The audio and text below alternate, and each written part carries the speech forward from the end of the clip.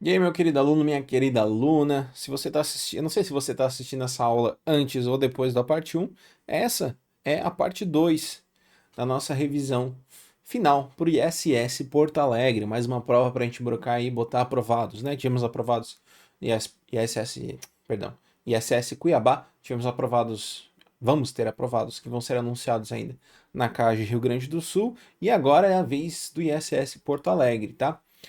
Por que essa é a parte 2?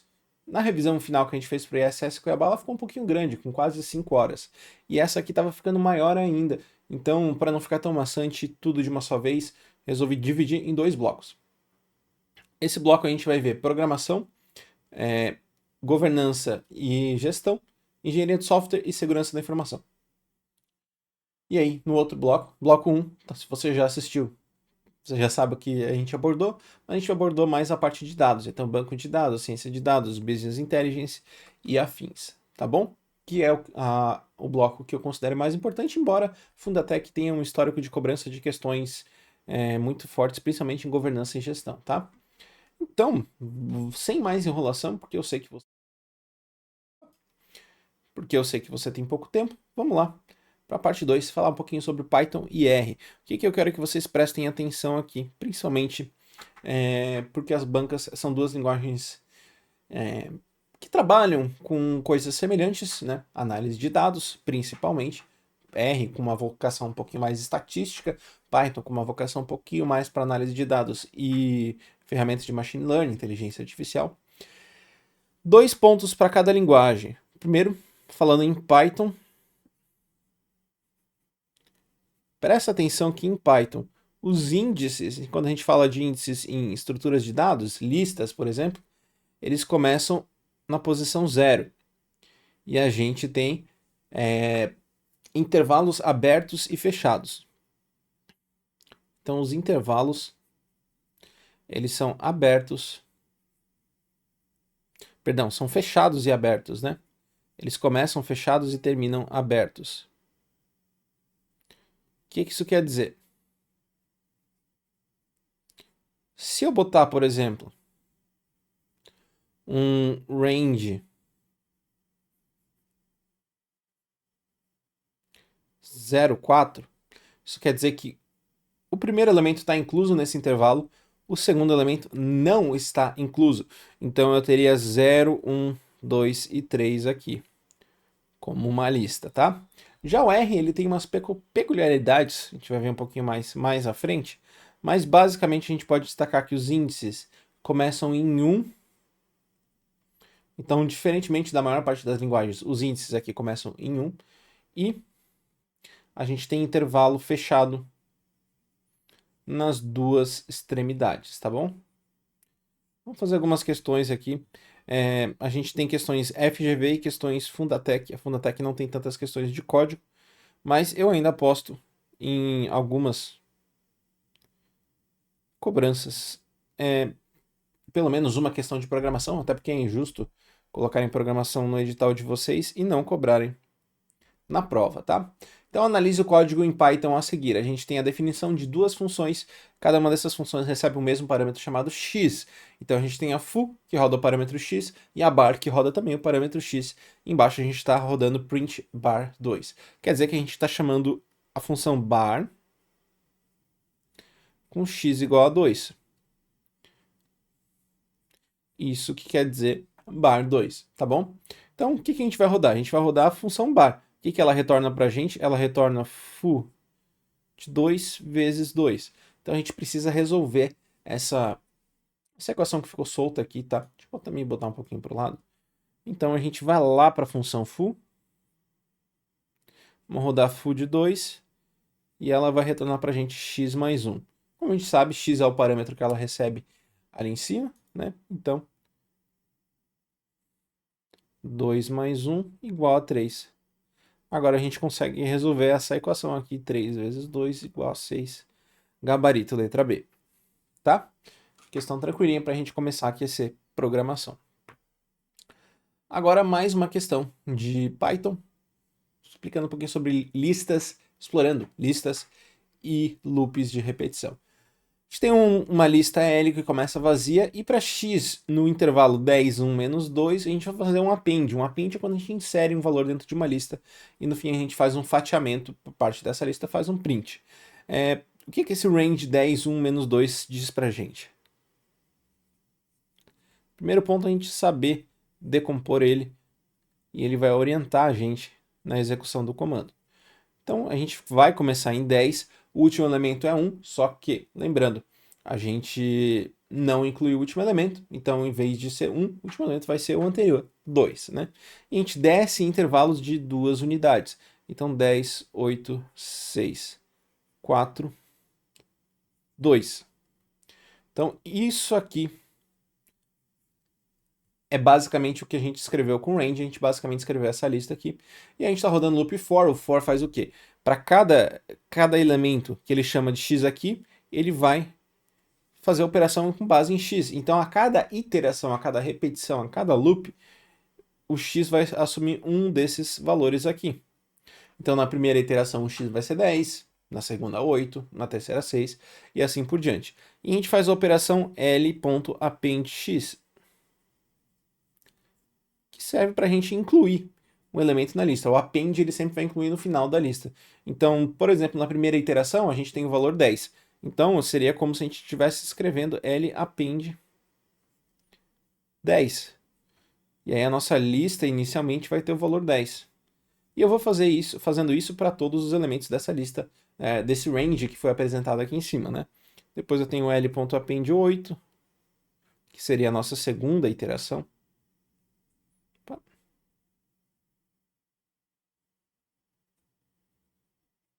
E aí a gente seguiria até fechar todos os elementos. Então concorda comigo que eu estou basicamente inserindo esses elementos ali? Estou basicamente inserindo o range dentro da lista, né? Só que a resposta não é isso aqui tudo, né? 10, 8, 6, 4, 2. Não é isso aqui tudo. A gente está fazendo um print da posição 2 até a posição 4. Lembrando, a gente tem posições numa lista, começa 1, 0, 1, 2, 3 e 4. Quando em Python eu falo que eu vou pegar o intervalo 2 a 4, lembra, eu acabei de comentar, intervalo fechado, intervalo aberto. Então eu vou pegar de 2 até 3. Eu não vou incluir o intervalo final. Então meu resultado final para esse print ali é 6 e 4. Gabarito, letra C. Certinho? Muita atenção com isso em Python para não pegar um elemento a mais do intervalo que ele não entra. Se você pegasse 6, 4, 2, estaria errado. Por sorte, a banca não botou essa resposta ali, senão tenho certeza que muita gente erraria. Agora vamos fazer uma questãozinha da Fundatec. Analise o código Python mostrado no quadro abaixo e marque a alternativa que indica a mensagem que deve ser impressa após a execução. Então a gente tem o valor 1 igual a 15 e o valor 2 igual a 0. Duas variáveis e a variável conte, de contagem, igual a 0 também. E a gente roda um loop while. O loop while ele roda enquanto essa condição aqui, que eu estou encaixando dentro de parênteses, for verdadeira. Então, enquanto essa condição aqui for verdadeira, eu estou rodando. Temos valor 1 igual a 15 e valor 2 igual a 0. Então, inicialmente ela é verdadeira, então a gente vai rodar. E o que eu faço aqui? Eu diminuo 1 no valor 1. Isso aqui poderia ser escrito da seguinte forma, tá? Pode aparecer na sua prova, então é interessante que você saiba. Valor 1 menos igual 1, tá? Isso quer dizer que eu estou fazendo exatamente a mesma coisa que está ali na esquerda. A mesma operação, só uma forma diferente de escrever. A mesma coisa eu podia fazer aqui embaixo, tá? Valor 2 mais igual 2, tá bom? E aqui embaixo, para contagem mais igual 1. O que você está querendo dizer para mim que eu vou fazer? Eu vou diminuir 1 no valor de valor 1, somar 2 no valor de valor 2 e somar 1 em contagem. E no final eu estou printando a contagem final, quero saber qual que é o valor de contagem final. Vamos fazer as iterações aqui rapidinho. Primeira iteração, a gente viu que é verdadeira, então eu começo o valor 1 com... Eu vou chamar de V1, V2 para ficar mais fácil de escrever, tá? Eu começo com V1 igual a 0 e eu somo 1, então eu vou terminar com V1 igual a 1. Eu começo com V2 igual a 15, perdão, é o contrário, né? Eu começo com V1 igual a 15 e V2 igual a 0. V1 igual a 15, menos 1 igual a 14. E o V2 igual a 0, mais 2 igual a 2. Terminei, e o meu contagem, que começou como 0, então eu tenho esses 3 valores aqui no final da primeira iteração. Aí a gente vai para a segunda iteração, porque a gente ainda sabe, a gente consegue ver que o valor 1 ainda é maior que o valor 2. Então a gente vai continuar fazendo isso até que o valor 1 se torne menor. Então a gente pega esse valor que está aqui em cima e a gente passa para cá, igual a 13. Perdão, aqui é o valor 1, né? Os nomes são tão similares que eu até me confundo às vezes. Valor 1. Aqui a gente tem o valor 2, que é igual. 2 mais 2 igual a 4. E aqui a contagem. 1 mais 1 igual a 2. Obviamente que na prova você não vai fazer isso, né? Você vai dar 13 e 4. Então, fazendo aqui como eu faria em prova, né? Vai ter 14 e 2 na primeira. 13 e 4. 11 e 6. 9 e 8. 7 e 10. Aqui é o momento onde o while para de ter a condição de verificação verdadeira e a gente entra numa condição de verificação falsa e a gente interrompe o while. Então, o contagem que eu vou responder, preencher aqui embaixo é 2, 3, 4, 5. Então, perceba que eu só estou passando esses valores aqui para cá e organizando de uma forma que seja mais rápida da gente resolver em prova. Então, é isso que eu quero que vocês façam em prova, que vocês entendam o que o código está fazendo e aí executem ele. Não que vocês façam passo a passo da execução do código, porque isso vai tomar muito tempo. Se você não entender o que o código está fazendo, beleza, faz o passo a passo, mas deixa isso para o fim da prova, porque você tem muita questão para resolver, tá? Então, contagem final 5, gabarito letra C, tá bom? Agora uma questãozinha de R. Eu estou criando uma variável x e estou atribuindo um vetor. Então, quando a gente tem esse símbolo aqui, esse C, eu tenho um vetor em R, tá? Vetor, basicamente, é uma estrutura de dados que permite que a gente trabalhe com cada elemento separadamente. Aquele vetor, tipo uma matriz, assim, que a gente tem lá em matemática básica, álgebra linear. E aí a gente tem algumas interações diferentes, tá? Aqui, quando a gente fala em Python, tá? Só um adendo que se isso cair, você vai saber responder. Em Python, quando eu tenho uma lista aqui. 1, 2 e 3. Vou chamar de L. E eu faço x igual L vezes 2. Eu, na verdade, não estou multiplicando cada elemento aqui. Eu estou dobrando essa lista. Então, ela vai ficar isso aqui. E especificamente, quando eu fizer isso aqui em Python, x igual a L, eu estou criando uma referência. Então é basicamente como se eu tivesse um espaço lá no meu disco. Eu tenho x e eu tenho L. Os dois apontam para o mesmo dado que está armazenado. Tá? Os dois apontam para o mesmo dado que está armazenado. E o que isso implica em termos de código? Sempre que eu fizer uma alteração em x, ela vai refletir em L. Sempre que eu fizer uma alteração em L, ela vai refletir em x. E isso só funciona para listas, tá? Existe uma questão da Sesgan-Hill que cobra isso. Deixa eu abrir aqui eu vou abrir o material para mostrar essa questão para vocês exatamente. Para vocês não acharem que eu estou falando isso sem motivo algum, tá? Tá no nosso material, é a questão 8, tá? Questão 8 do nosso material. Vocês podem dar uma olhadinha aqui.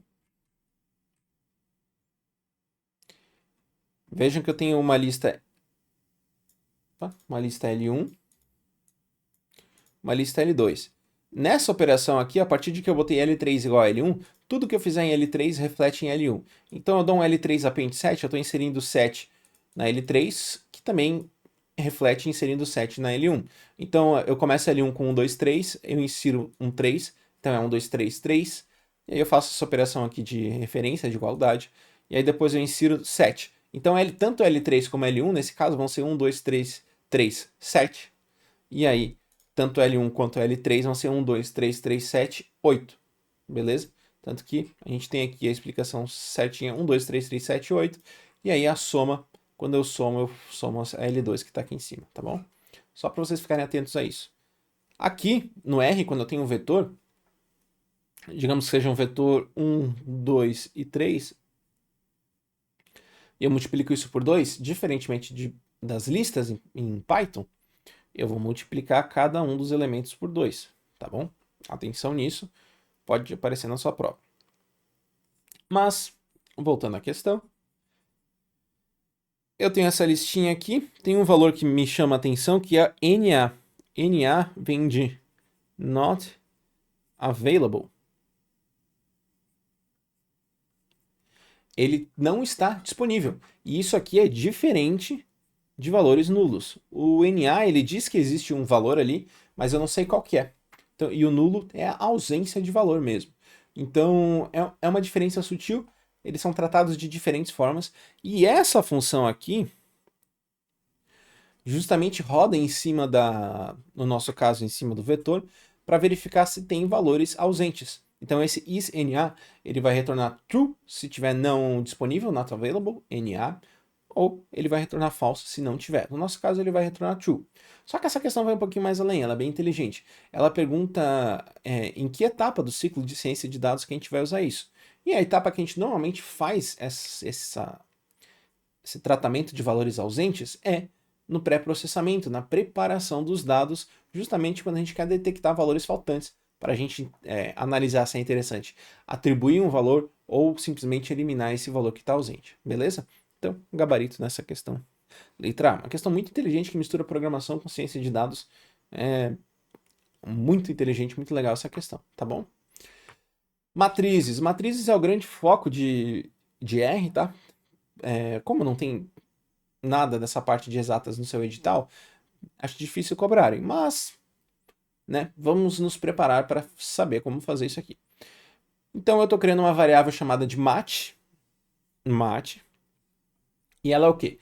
Ela é uma matriz que vai ser preenchida com esse vetor aqui, C16A1. Então eu tenho 16, 15, 14, 13, 12, 11 até 1.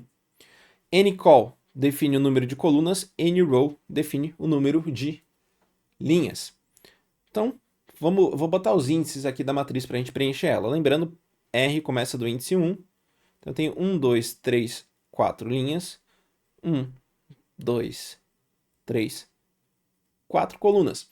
A gente vai preencher de 16 até 1. Então, tem 16 valores, a gente preenche de 16 até 1. Se tiver menos, a gente para o vetor. A gente vai preenchendo sequencialmente, a gente para de preencher quando acabar a quantidade de elementos da matriz. Então, se tivesse 14 elementos, a gente ia de 16 até 3. Ia ficar o 2 e 1 de fora. E aqui, novamente, a gente tem intervalos fechados e fechados em R, então incluo tudo dentro do nosso intervalo aqui.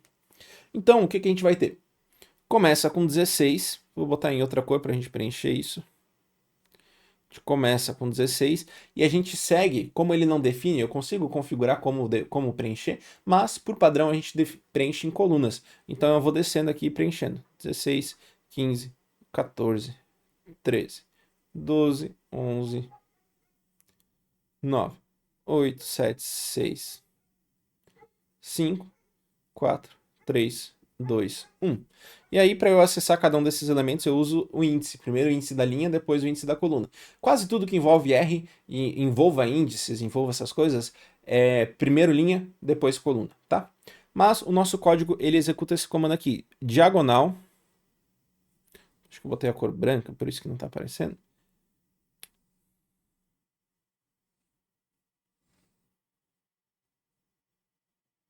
Um segundinho. Não está querendo selecionar agora sim. Diagonal em cima da matriz. Então, o que é a diagonal da matriz? É a diagonal principal, né? Que é essa aqui. E aí, isso aqui vai basicamente virar um vetor. 16, 11, 6 e 1. E aí, ele está pegando os elementos 1 a 3, tá?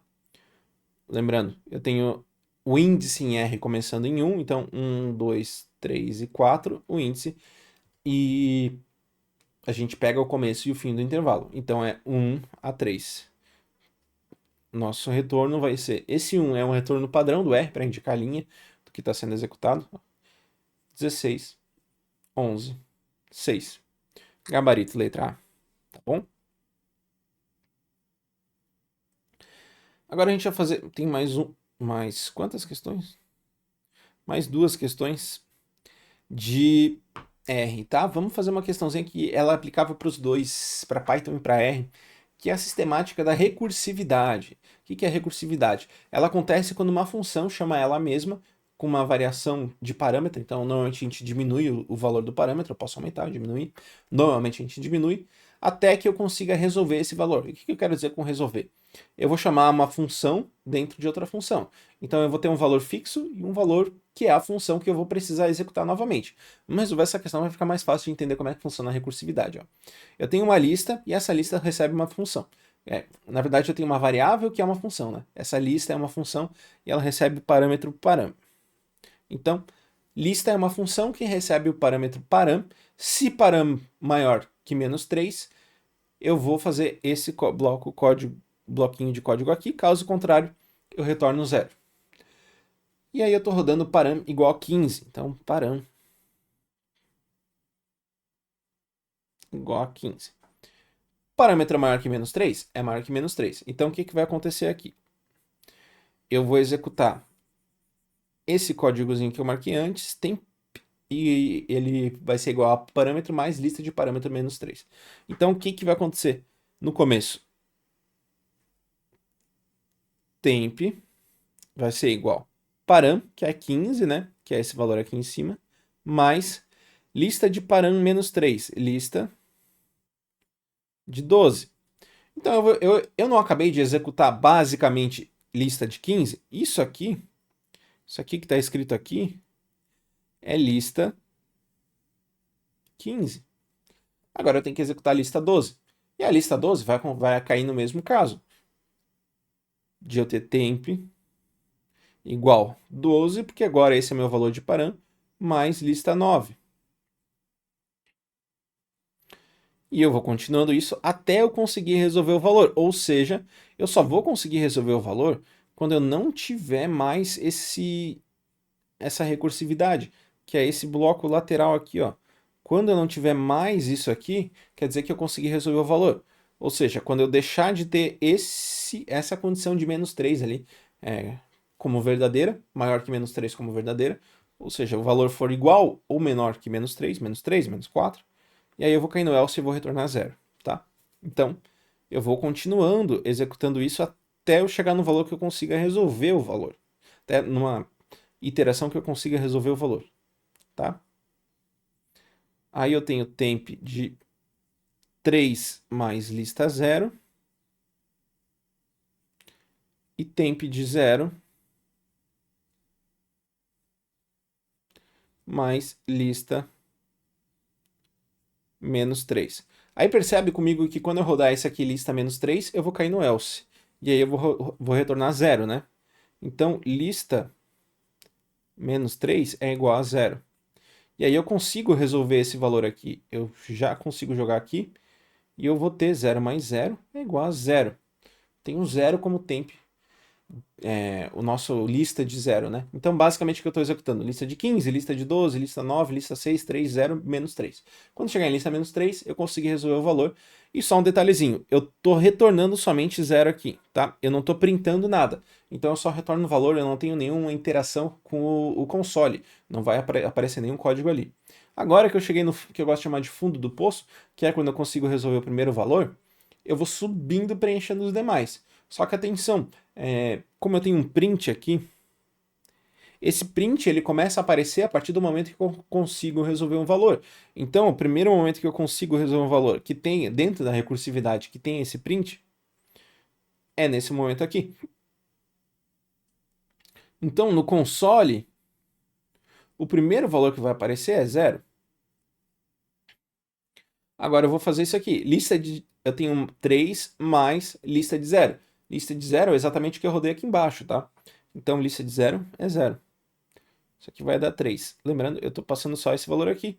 E eu vou continuar fazendo isso. 6 mais 3, que é esse valor aqui, vira 9.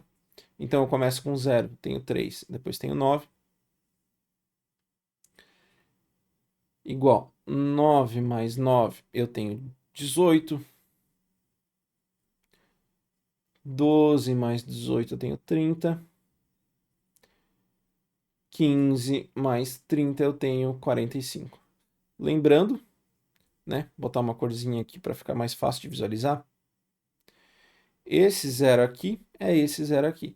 Esse 3 aqui, ele vem para cá. E assim por diante.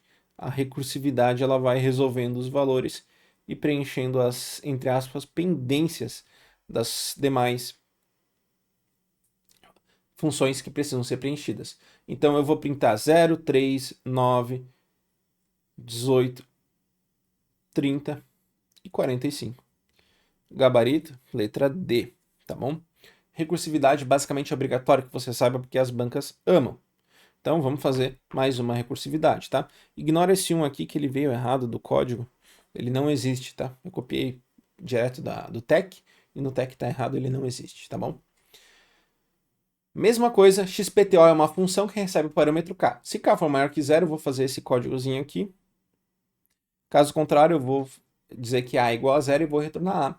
E eu estou executando essa função com k igual a 7. Sempre que tiver uma função, ó, vou marcar as funções aqui. Uma função, que é a função XPTO, chamando ela mesma com uma alteração de valor dentro dela, eu tenho uma recursividade. Então, tu pode ir direto para nosso formato de decomposição ali, para saber os passos que a gente vai ter até chegar no fundo do poço, tá? Então, o que eu vou ter? Eu vou ter que A é igual K mais XPTO de K menos 2. E é em cima disso aqui que eu vou trabalhar, tá? Ah, Felipe, você está botando igual, isso está errado em R? Não está errado, tá? Em R eu posso atribuir valor das duas formas. Eu posso fazer assim, que é o mais indicado, mas eu também posso fazer assim, tá? Então a gente começa com K igual a 7, a gente tem A igual a 7 mais XPTO de K menos 2 é 5. Lembrando, eu vou até K ser igual ou menor a 0, que aí eu vou ter o valor 0 como retorno, tá? 5 mais XPTO de 3. 3 mais XPTO de 1. E aí,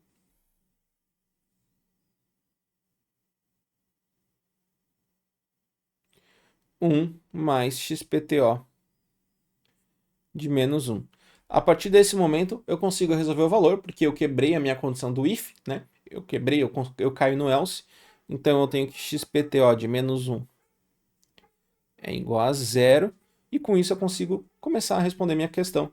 Lembrando, os prints vão começar a aparecer do fundo do poço para cima, porque são os valores que são resolvidos primeiro. Então, eu tenho 1 mais XPTO de menos 1 é 0, igual a 1. 3 mais XPTO de 1 é 1. 5 mais XPTO de 3 é 4. E 7 mais XPTO5 é 9. Isso aqui dá 16. Então, os valores que vão aparecer são 1, 4, 9, 16. Cuidado que essa questão aqui ela botou ó, 16, 9, 4, 1. Mas você que é meu aluno, na hora da prova, se cair isso aqui, você não vai errar. Porque você sabe que ele começa a resolver de baixo para cima os valores, tá? Então, gabarito, letra B. Finalizando por aqui, nossa revisãozinha rápida de programação. Agora vamos estar em gestão e governança, uma área que Fundatec gosta bastante. Eu diria que desse segundo bloco talvez é a mais importante, rivalizando com o Scrum. Temos 3 livros de gestão na nossa prova, PMBOK 7, ITIL 2019, ITIL 4 e COBIT 2019, tá? Basicamente, PMBOK, gerenciamento de projetos, ele é um pouquinho mais alinhado à parte de administração geral, administração privada, com toquezinhos de TI ali no meio. A gente tem ITIL, que é a parte de gerenciamento de serviços de TI, e tem o COBIT, que também ele está ali andando juntinho com o ITIL, agora para a parte de gestão e governança de TI, tá bom? Fundatec, infelizmente, é uma banca que cobra muita decoreba, então fica aqui os adendos, tá? De coisas que são importantes que você saiba para a hora da prova. Obviamente, eu não quero que isso aqui se torne muito longo, mas pontos que você precisa saber. Diferença de projeto e processo. Projeto, começo e fim definidos. Processo é um negócio contínuo. O tempo de diferença entre início e fim não importa, desde que tenha início e fim para ser caracterizado como projeto. Os domínios de desempenho que substituíram as áreas de conhecimento. A gente vai ver no próximo slide quais são, tá? Você precisa saber o que é o termo de abertura do projeto, que é basicamente a formalização. Então, onde as partes interessadas e quem vai prestar o serviço formaliza que vai prestar o serviço e o patrocinador vai lá dar o aval para isso. E a estrutura analítica de projeto, que é o nosso EAP, tá? São duas ferramentas que não são trazidas no PMBOK 7, elas vêm lá do PMBOK 6, mas elas ainda são úteis, porque elas estão lá nos anexos do PMBOK, então elas são bem úteis ainda, tá? E a estrutura analítica de projeto, ela basicamente faz uma decomposição hierárquica das etapas a serem realizadas no projeto. Então a gente vai dividindo cada atividade a ser realizada até chegar na menor unidade de trabalho possível. Estimativas é uma coisa muito importante porque ela abarca PMBOK e o gerenciamento de processos, né, o BPM-CBOK. Então a gente tem o caminho crítico, que é sempre o maior caminho. A gente tem estimativas análogas que utilizam outras estimativas como base. Estimativas bottom-up, que andam muito ao lado da estrutura analítica de projeto, porque eles pegam os pacotes de trabalho, a menor unidade de trabalho, e começam a formar as estimativas de custo e de tempo a partir dessas menores divisões. A gente tem estimativas de 3 pontos que consideram otimista, pessimista e mais provável. E aqui eu faço um adendo porque a gente tem duas abordagens quanto a isso, tá? A gente pode fazer uma média padrão, otimista, mais provável e pessimista dividido por 3, ou a gente pode fazer uma média ponderada, em que a gente tem a otimista mais 3 vezes a mais provável, mais a ponderada, dividido por... Não, perdão, é 4 vezes, né? Não é 3. Dividido por 6, tá bom? Basicamente é isso, para a gente dar um peso maior aqui para o que é mais provável. Não sei na terra de vocês, eu não sei como é que vai estar em Porto Alegre esse domingo, mas aqui em Santa Catarina tá um calor. 8 horas da noite, ontem tava fazendo 30 graus, tá complicado. E um conceito muito importante, você não pode ir para a prova sem saber, porque ele cai em quase todos os livros, que é o tailoring, a adaptabilidade, a capacidade de adaptar os preceitos que estão lá dentro do livro, então dentro do AIT, dentro do PMBOK, dentro do COBIT, as boas práticas que eles trazem para a gente, para a realidade da entidade e do processo do projeto específico que a gente está trabalhando, tá? Então é uma adaptabilidade dupla, a gente adapta para a realidade da entidade e para a realidade desse projeto específico que a gente está trabalhando. Então a gente não precisa botar todas as práticas que existem no PMBOK, a gente pode adaptar, por isso que ele é um modelo flexível, e a gente também não precisa botar todas elas exatamente da forma que estão ali, beleza? Quanto aos domínios, a gente tem esse conjuntinho aqui, e é interessante ressaltar que eles não são independentes um do outro, tá? Todos esses domínios de desempenho, eles são interrelacionados e interdependentes. Não lembro se foi a Sebrasp ou a FGV que já cobrou isso, tá? Então a gente tem partes interessadas, equipe, abordagem, desenvolvimento de ciclo de vida, planejamento, trabalho, entrega, medição e incerteza. Cada um desses domínios de desempenho, ele é responsável por realizar algumas atividades, né? Partes interessadas, fazer o intercâmbio com as partes interessadas, manter elas engajadas. Equipe, cuida da equipe interna. Abordagem de desenvolvimento de ciclo de vida. Ela vai definir se a gente vai usar uma abordagem evolutiva, iterativa, sequencial, etc. Planejamento, a gente planeja o trabalho. Trabalho de projeto, a gente trabalha no projeto. Entrega, a gente entrega. Medição, a gente cuida da parte de verificar como é que está o desempenho do projeto. E incertezas são as características inerentes de qualquer projeto. Qualquer projeto contém incertezas, né? Vamos ver como é que a Fundatec cobra isso? Uma das mudanças mais relevantes apresentadas na 7ª edição do Manual de Gerenciamento de Projetos, o PMBOK, diz respeito à introdução de conceitos de domínios de desempenho de projeto. Não corresponde a um desses domínios. Partes interessadas, corresponde. Participação, vamos ver se tem alguma participação aqui. Não, né? Equipe, abordagem, planejamento, trabalho do projeto, entrega, medição e incerteza. Não tem nenhuma participação. Então a gente já tem aqui equipe, planejamento e entrega. Então vejam que a Fundatec infelizmente vai pelo lado da decoreba. Então mil perdões, mas vocês não têm para onde fugir, tá? O conceito de alguma coisa ou outra coisa tem o sentido de fazer sob medida, ou seja, escolher os processos necessários para cada projeto. Sinale a alternativa que preenche correta e respectivamente as lacunas do trecho acima. Então, a gente acabou de falar daquele conceito de adaptabilidade, adaptação, e isso se chama tailoring, tá? Tailoring, tá aqui na letra B. Tailoring, beleza? Mas PMBOK não é tão queridinho pela Fundatec não, tá? Não é tão queridinho assim. Ao contrário desse nosso próximo assunto. Esse próximo assunto é campeão de cobranças em governança e gestão dentro da banca, tá? Que é o ITIL 4. ITIL 4, lembrando, o gerenciamento de serviços de TI. Foco do ITIL é entregar valor, então garantir que os serviços, as coisas que você presta, então desenvolver uma ferramenta, dar suporte, sei lá o que, entregue valor. Não é o meu exemplo. Eu estou contratando uma empresa para fazer meu gerenciamento de marketing. O serviço que eles vão me prestar é gerenciar meu marketing. E eu preciso que eles me entreguem valor. O valor é maior reconhecimento, alcance e captação de público. Então, basicamente, essa é a lógica entre prestação de serviço e geração de valor. Como é que a gente estrutura o ITIL 4? A gente tem as 4 dimensões de gerenciamento de serviço. A gente vai abordar cada um desses, tá?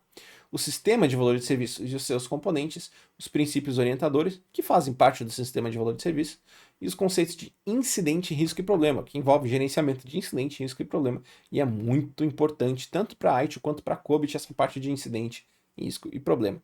Basicamente, incidente é a ocorrência de algum evento que vá interromper ou diminuir a qualidade de um serviço. O problema é a causa subjacente desse incidente. E o risco, ele pode ser um elemento positivo ou negativo, né? A gente tem riscos positivos ou negativos de coisas que podem vir a acontecer. Então, dar certo, um negócio dar certo é um risco. É um risco positivo. Se dar errado é um risco negativo.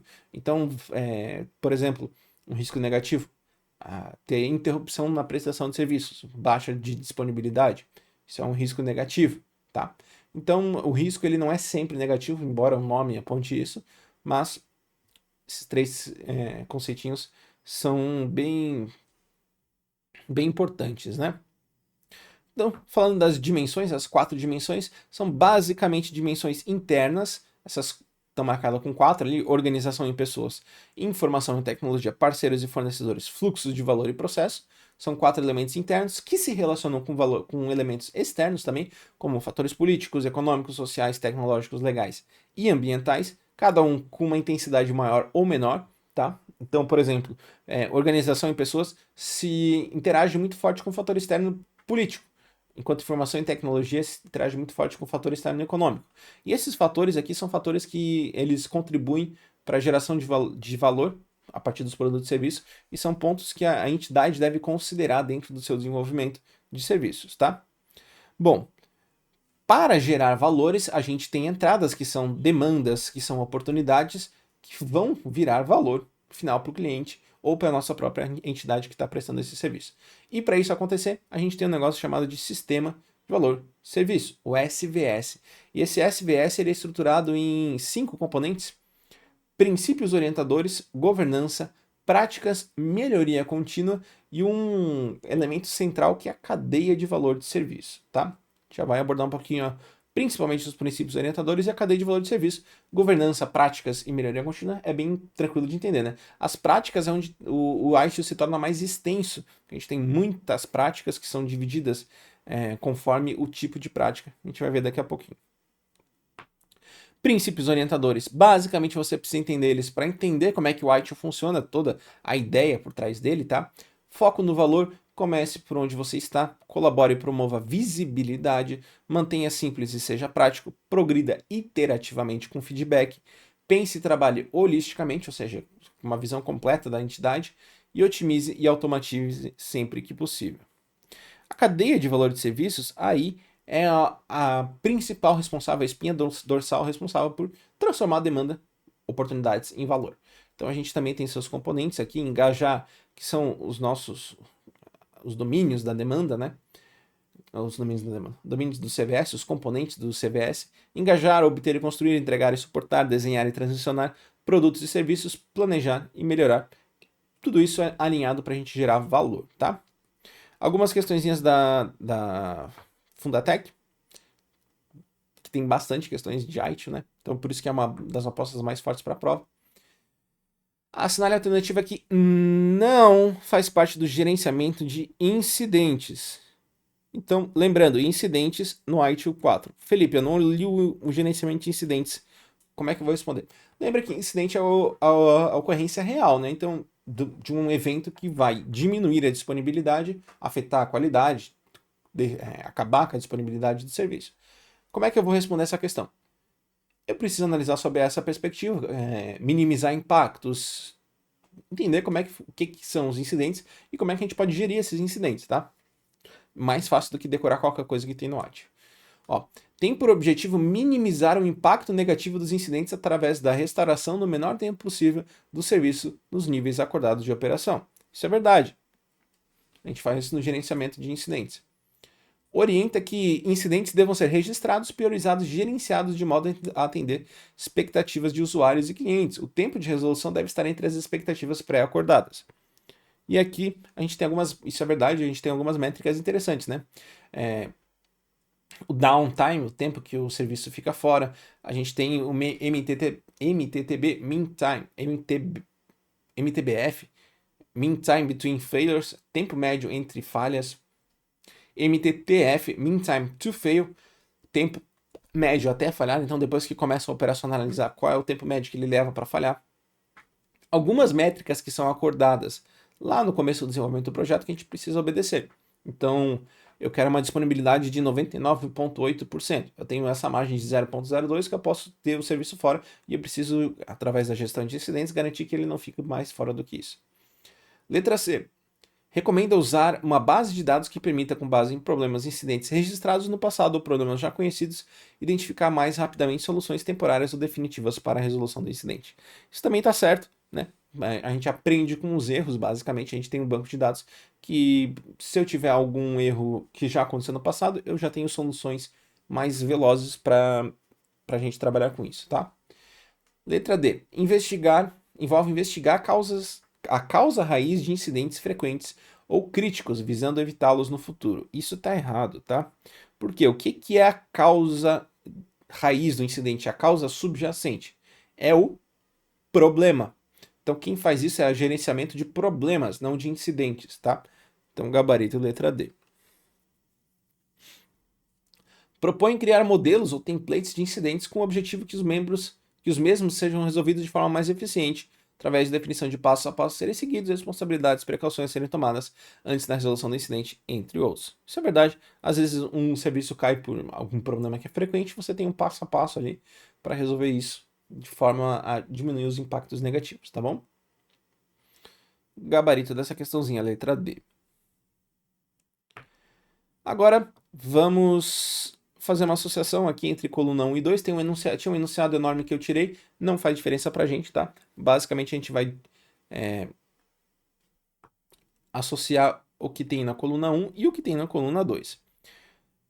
Vamos analisar primeiro a coluna 2. O que é a percentagem de testes de aceitação de serviços não foram aprovados pelo cliente? Pelo cliente é complicado. Pelo cliente. Quem que tem como resultado isso? Tá? Essa questão ela quer que sejam as áreas que trabalham com isso. Então, uma percentagem de testes de aceitação não foram aprovados pelo cliente. Quem cuida dessa parte é a validação e teste de serviço. Então, 4. Número de interrupções de serviço. Quando um serviço ele é interrompido, eu quero verificar a quantidade de vezes que ele foi interrompido, eu estou tratando da parte de disponibilidade do serviço. Então, quando ele não está disponível para acesso, quando eu não consigo acessar, ele não está disponível. Então, isso que é a disponibilidade, vem lá do princípio de segurança da informação, gerenciamento de disponibilidade. E o tempo de resolução para gargalos de capacidade identificados, quem é responsável, o que é primeiro, o que é um gargalo, né? Então, digamos que você tem uma produção que é capaz de fazer 500 peças de alguma coisa por hora, mas a empacotadora só consegue fazer 200 por hora. Então, você tem aqui 500... Você tem aqui 500 peças chegando, mas você só vai conseguir dar vazão a 200 por hora. Isso aqui, essa redução aqui é um gargalo. E identificar esses gargalos funcionam justamente para a gente melhorar a capacidade e o desempenho do nosso serviço. Então, quem cuida disso é a gestão de capacidade e desempenho. 4, 2, 1, gabarito letra A, tá? Gerenciamento de implantação. Implantação é quando você bota o negócio, o serviço de TI, por exemplo, um aplicativo, para funcionar. A gente chama de área de produção, né? Fica em produção, as pessoas conseguem ter acesso.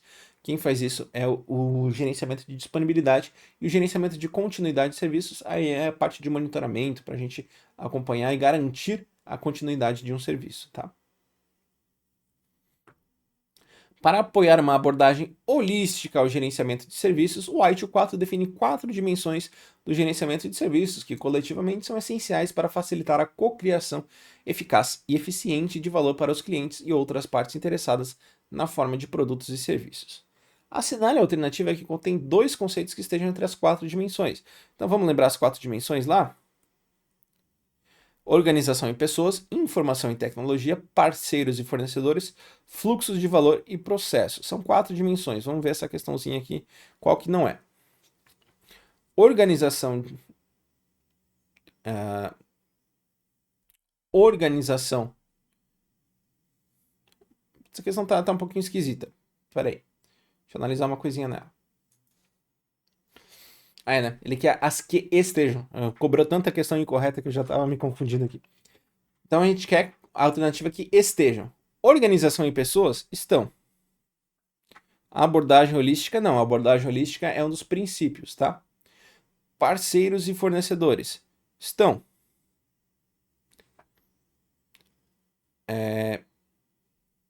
Gerenciamento de serviços? Não. Informação e tecnologia? Está. Fluxo de valor e processos? Está.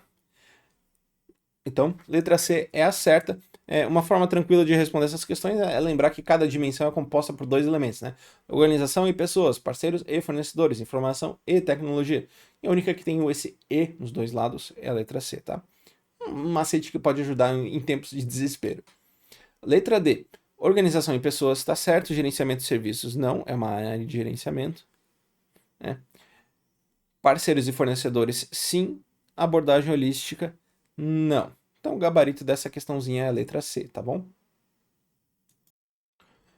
Só um adendo que a gente falou pouco aqui sobre as práticas, né? As práticas são as atividades que a gente vai realizar para conseguir gerar valor. E elas se dividem em 3 áreas, né? 3 áreas de gerenciamento. Então, é aqui que vem um grande volume do ITIL, tá? São os gerenciamento geral, gerenciamento de serviço e gerenciamento técnico.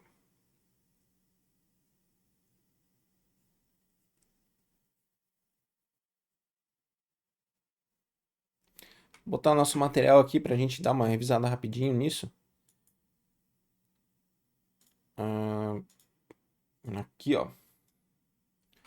Então a gente tem prática de gerenciamento geral, gerenciamento de serviços e gerenciamento técnico. O que eu consigo destacar de importante aqui? Melhoria contínua, gerenciamento de segurança da informação mais ou menos, gerenciamento de portfólios e projetos, então saber a diferença de portfólio e projeto, gerenciamento de relacionamentos, gerenciamento de risco, essa é muito importante, tá? Aí disponibilidade, análise de negócio, controle de mudança, ativos de TI, capacidade de desempenho, desenho de serviços, então central de serviços já caiu bastante. O que mais? Gerenciamento de continuidade e problemas. Então percebam que continuidade e problemas fazem parte do gerenciamento de serviços, enquanto risco faz parte do gerenciamento geral. Então o que é garantidamente ruim faz parte de serviços, né? Problemas e continuidade de serviços. O que, se não tiver, né? Se tiver problema e não tiver continuidade, são coisas ruins. Enquanto os riscos, que podem ser coisas positivas ou negativas, a gente cuida da parte do gerenciamento geral. E aí a gente tem implantação, infraestrutura e desenvolvimento ali na parte de gerenciamento técnico, tá? Gerenciamento de nível de serviço Se eu não me engano, a FGV cobrou bastante isso aqui, que é basicamente o acordo de nível de serviço, então o que a gente deve prestar, as expectativas e etc. E aqui mais uma questão que ressalta a importância de incidente, problema e etc. Qual a diferença entre um incidente e um problema no contexto do White? Lembra a gente falando, né? O incidente é a ocorrência real, enquanto o problema ele é a causa subjacente. Então, um incidente é a interrupção no serviço, enquanto o problema é a causa raiz do incidente? Perfeito, já está aqui na letra A. E a gente já tem a resposta. Gabarito letra A. Os demais têm errinhos, né? Incidente é uma solicitação de serviço, não faz sentido. Incidente é um problema de menor impacto, não importa, desde que ocorra pequeno, grande impacto, é um incidente, tá? Inclusive, o incidente ele pode ser gradado, né, conforme a gravidade dele, mas são todos incidentes. Um incidente é um evento planejado, não, ele é incerto, né? Se ele fosse planejado, a gente ia evitar. Incidente é um problema de hardware. Pode ser um problema de hardware, mas não necessariamente, tá? Pode ser um problema de conexão, de software, de hardware, tanto faz. Indo para o nosso último livro de gestão, o nosso COBIT, que é o livrinho que faz a nossa distinção clara entre governança e gestão. Ele também trabalha com domínios, ele tem seus componentes, áreas de foco, fatores de projetos, design factors, ou fatores de desenho, chame como quiser. E a gente tem os nossos 40 objetivos de gestão e governança. Domínios, aqui a gente tem os nossos 5 domínios, macetinho ADM, Apokai ESMA. Eu gravei assim, não sei se vai funcionar para você, mas o único domínio de governança é o ADM, né? Avaliar, dirigir e monitorar. A gente tem 4 domínios de gestão: alinhar, planejar, organizar, construir, adquirir, implementar, entregar, servir e suportar, monitorar, avaliar e analisar. Apokai ESMA. O sistema de governança envolve os componentes que são necessários, que estão ali na entidade, né? Que são componentes que a entidade utiliza para atingir os seus objetivos. Então a gente tem processos, estruturas organizacionais, princípios, políticas e procedimentos, informação, cultura, ética, comportamento, pessoas, habilidade, competência, serviços, infraestrutura e aplicativos. Áreas de foco são áreas que as empresas que trabalham no mundo moderno, no mundo digital, mundo da transformação digital, devem prestar mais atenção e devem desenvolver as suas atividades com foco. Então a gente tem foco em pequenas e médias organizações, segurança cibernética, cloud computing, computação na nuvem, transformação digital, privacidade e DevOps. Por fim, os fatores de desenho, design ou projeto, fatores, em inglês é design factors, são os fatores que levam que a entidade leva em consideração e são para fazer a modelagem de projetos e permitem que a gente tenha uma certa adaptabilidade, uma grande flexibilidade do modelo para adaptar esses processos que a gente implementa à realidade fática da entidade, tá? Então aqui a gente tem 2, 4, 6, 8, 10, 12. É isso, né? 12 fatores de projeto. Precisa dar uma pausada, uma lidinha aqui. Não costumam cair de forma expressa assim, tá? Qual o framework é considerado o melhor e mais amplamente adotado para garantir o alinhamento estratégico entre a área de TI e o negócio? Então, isso é o COBIT, tá? O COBIT, além de ter a clara distinção entre governança e gestão, ele traz esse alinhamento estratégico entre TI e o negócio. Também na esteira de gerar valor para as partes interessadas e para a própria entidade, tá? Com base no COBIT 2019, qual das seguintes ações não é uma maneira eficaz de garantir que os departamentos de TI mantenham uma comunicação e colaboração sólida com as partes interessadas? Só um adendo, tá? Eu trouxe poucas questões porque a Fundatec tem muita questão polêmica de governança e gestão que às vezes não faz nem sentido, tá? Eu trouxe as que são mais relevantes. Então eu quero uma comunicação sólida com as partes interessadas.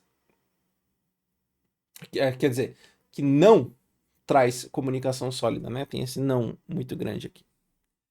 Vamos lá. Envolver as partes interessadas no processo de tomada de decisão. Muito interessante, né? Eu quero colaboração sólida, eu vou envolver eles quando tomar a decisão, porque isso vai impactar no que eles querem.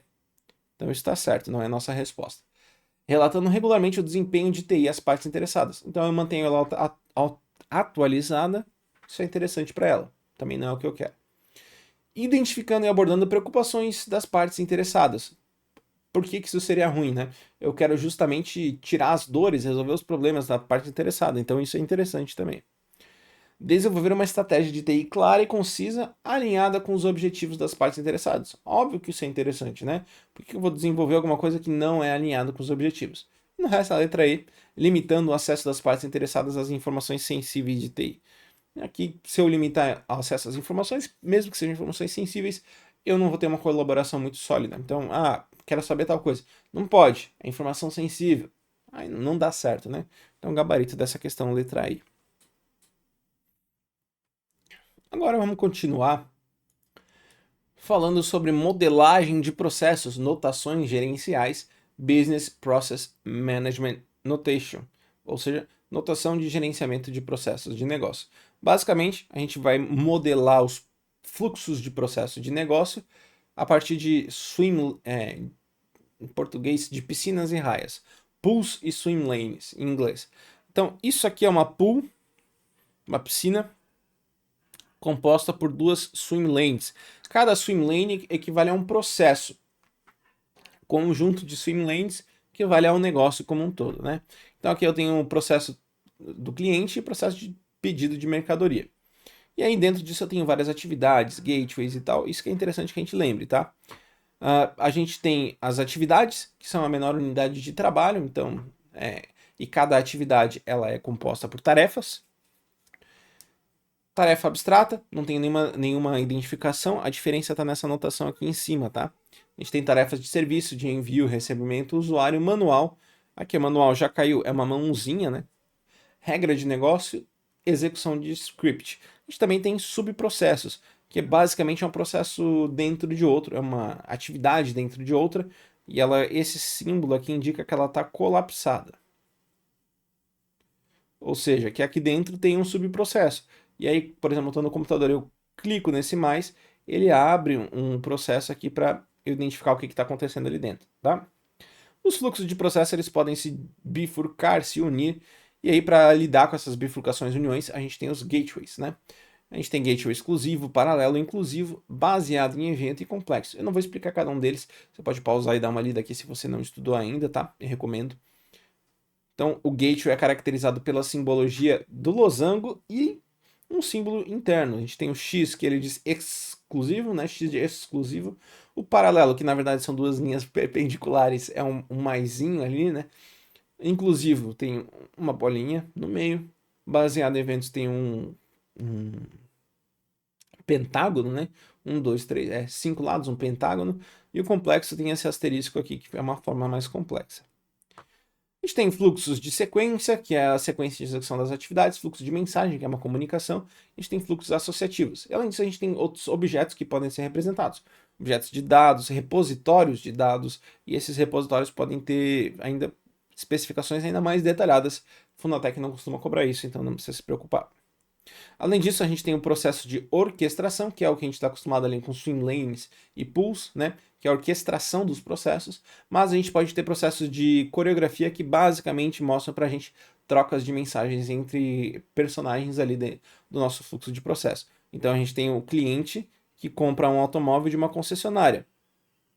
O cliente vai informar interesse em compra e vai enviar informações, e a concessionária vai enviar informações do automóvel. Então, basicamente, isso que é um processo de coreografia, tá? A imagem abaixo representa um elemento da modelagem de processos no Bizide Modeler, que é umas ferramentas para fazer o BPMN, tá? Em sua versão 3.1 em português. Esse elemento indica uma tarefa, então o que é essa mãozinha aqui? Eu falei mão manual. Então isso é uma tarefa manual, tá? Na notação BPMN, gateways são utilizados para fornecer a flexibilidade do fluxo de atividades, tornando possível a tomada de diferentes caminhos. A figura abaixo mostra anotações de três tipos de gateways definidos na BPMN. A gente tem três aqui, e a questão quer saber da gente o que é cada um deles, tá? Eu tenho com bolinha, sem nada e com o mais. Com mais, eu sei que ele é o paralelo, né? Mas é o mais fácil, porque o paralelo que não é paralelo, ele é perpendicular. Então esse aqui é o paralelo. O com bolinha é o inclusivo, Então ele termina com o, inclusive. Se bem que o paralelo também termina, né? Não tem muita lógica nisso. Enfim, bolinha é o inclusivo, tá? Inclusivo. A gente sabe que começa com inclusivo e termina com paralelo. A gente pode eliminar todas e a gente acha a nossa resposta. Então, quando não tem representação nenhuma, a gente considera exclusivo. Exclusivo, ele só pode seguir um caminho, beleza? A figura abaixo, elaborada na ferramenta Visage Modeler versão sei lá o que, mostra um modelo de processo na qual se introduziu em alguns locais, setas numeradas para facilitar o entendimento da questão. Na figura, o símbolo que representa uma atividade é indicado pela seta número. Então, na verdade, faltou as questões aqui, né? As alternativas. Uma atividade. Lembrando, a atividade ela é caracterizada pelo nosso retângulo de cantos. Retângulo de cantos arredondados. Isso aqui parece um retângulo de cantos arredondados com a minha falta de capacidade de desenho, tá? Mas ela está representada ali no 4, tá? No 4, que é esse aqui, ó. É o D. É isso? É, né? Tem um D ali. A imagem não tá na melhor qualidade, mas é a seta 4, tá bom? Gabarito letra D. Felipe, o 2 não é uma atividade? Não, é um subprocesso. Por causa disso aqui, tá? Muita atenção. A notação BPMN é rica em elementos de representação. Um conjunto de atividades com objetivo específico é modelado como alguma coisa. Frequentemente tem-se a necessidade de representar exceções nessa sequência de atividades, como divisões ou junções de fluxo, representado na forma a forma dessas junções ou divisões de fluxo, assinale a alternativa que preenche corretamente, respectivamente, as lacunas do trecho acima. Então, um conjunto de atividades como um objetivo específico é modelado como um processo de negócio, né? Business Process Management Notation. Então, notação de processos de negócio.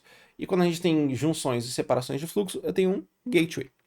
Gabarito letra C, tá bom?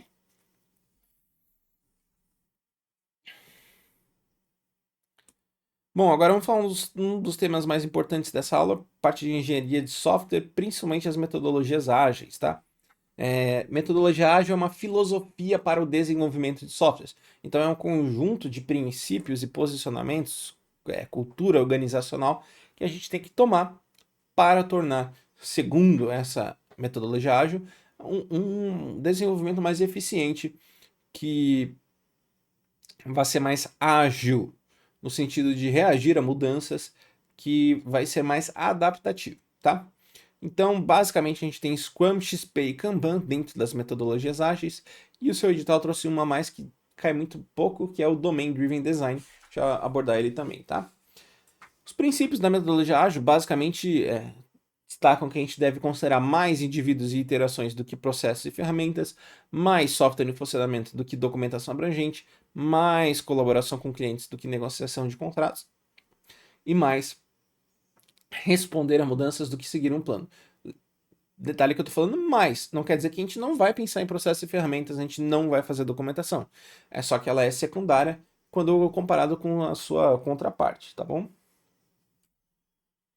E aí a gente tem os princípios orientadores. Satisfaça o consumidor, aceite bem mudanças, entregas frequentes, trabalhe em conjunto. Entregas frequentes se alinha muito com a iteratividade no desenvolvimento, né? Trabalhe em conjunto, confie e apoie, conversas face a face, software funcionando, desenvolvimento sustentável, atenção contínua, mantenha a simplicidade, times auto-organizados, isso aqui cai bastante, e refletir e ajustar. Vamos ver uma questãozinha de ágil. Sobre o processo de desenvolvimento ágil de software, é correto afirmar que incrementos de software devem ser entregues em curtos períodos de tempo. Perfeito. Tá aqui, ó. Entregas frequentes, que são os nossos incrementos, as nossas iterações. Ele está correto. deve seguir um modelo sequencial e sistemático no desenvolvimento. Não, não é um modelo cascata. Ele prega por modelos incrementais, modelo iterativo, modelo evolutivo, vários diferentes modelos que não são o sequencial. Pode adotar o sequencial? Pode, só que o problema é, a gente quer uma adaptabilidade, a gente quer um sistema que seja adaptável a mudanças. O modelo sequencial, ele é muito rígido, então eles não são compatíveis, tá? Errado. Letra C. É pouco adaptável a mudanças e inovações? Não. A agilidade, ela justamente diz que ele é muito adaptável a mudanças e inovações. Foco na documentação do software? Não. A documentação entra como uma coisa secundária. E é um método pouco colaborativo? Também não. Ele é muito colaborativo.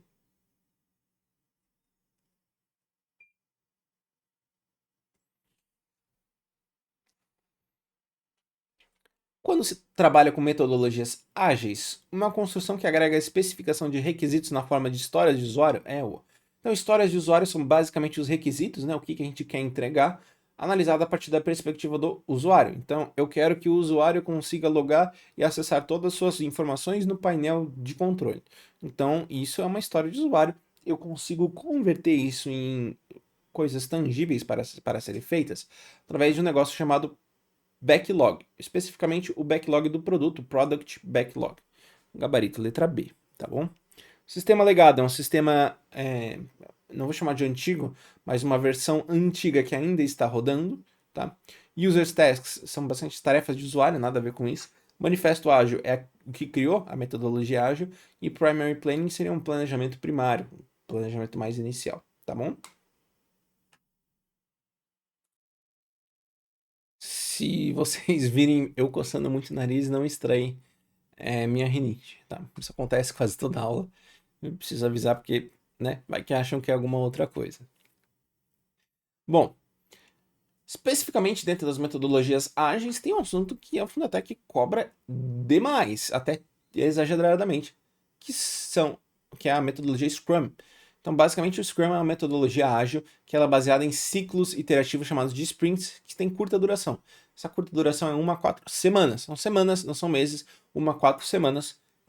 E aí a gente tem uma série de eventos que ocorrem ao longo desse sprint, é, são muito cobrados. A gente começa com o planejamento do sprint, que a gente vai planejar o que a gente vai fazer, e aí dentro do planejamento do sprint a gente pega alguns elementos ali para definir o sprint backlog. A gente viu o que é o product backlog, backlog do produto, né? O sprint backlog é basicamente uma coletânea do que a gente vai fazer dentro de um sprint que a gente tirou lá do product backlog, tá? Diariamente, numa reunião ali que teoricamente era para ser até 15 minutos, a gente tem as dailies, que são reuniões diárias, daily scrums, tá? Que mais?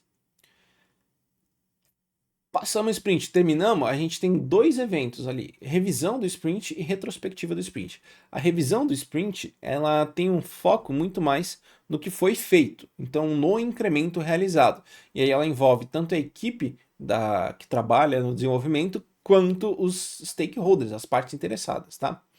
E aí o objetivo é basicamente apresentar e obter feedback do que foi feito. A retrospectiva, que acontece normalmente depois da revisão, aí ela tem um enfoque muito mais organizacional. Ela foca no processo do que foi feito, o que, é que pode ser melhorado dentro do processo. Às vezes, eu achei que o planejamento foi muito mal feito e eu fiquei sobrecarregado. Eu quero melhorar isso. Então, isso entra na retrospectiva, tá? Somente a equipe do Scrum trabalha e foca ali nas melhorias internas e na organização da equipe. Dentro do Scrum, a gente tem três papéis principais. O Scrum Master, que é chamado de chefe da equipe, mas ele é mais o responsável por garantir que sejam implementados os princípios do Scrum. Então, ele que vai garantir que o Scrum está sendo seguido certinho. É como se fosse um policial garantindo que a lei está sendo seguida. Basicamente isso, tá? A gente tem o Product Owner, que ele é o responsável por entender e garantir que as expectativas sobre o produto estejam sendo realizadas. Então, ele é o cara que entende do produto que está sendo feito. É o Product Owner, tá? Então, ele é o responsável por gerenciar os backlogs do produto e etc. E os desenvolvedores, ou a equipe de desenvolvimento, que é a responsável por trabalhar de fato. Bom, num panorama geral, é isso que a gente tem. A gente tem o Product Backlog, o Sprint Backlog, o nosso Sprint, o que é feito numa sprint, né, a gente chama de incremento. Então é isso que a gente vai incrementar na nossa aplicação. Então, o incremento pode ser uma funcionalidade nova, uma interface nova, uma alteração, uma melhoria, etc. Tá? Na metodologia ágil Scrum, a Sprint Planning, o planejamento do sprint, deve contar com a participação de quais papéis? Quando eu vou planejar tudo, eu preciso que todos participem, né? Eu preciso dos desenvolvedores para a gente fazer um esqueminha legal que é mensuração do que deve ser feito. Normalmente a gente utiliza um negócio que se chama Story Points, pontos de história, que ajuda a mensurar o trabalho. E tem várias técnicas de negociação, por exemplo, Planning Poker, um poker de planejamento, em que você negocia o que você vai fazer dentro de um sprint, tá? Product Owner participa para garantir que o que deva ser priorizado, né? Porque o Product Backlog ele é uma lista priorizada de funcionalidades que devem ser implementadas. O Product Owner garante que essa prioridade seja respeitada.